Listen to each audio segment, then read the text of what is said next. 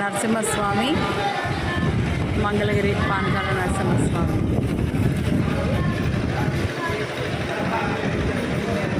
ఇక్కడ పానకం తాగేస్తే కూడా మనం అక్కడ దేవునికి వేస్తే కూడా ఒక్క చీమ కూడా రాదని ఒక ప్రతీతి. చిన్నపిల్లలు ఎంత బాగా వేదం చదువుతున్నారో.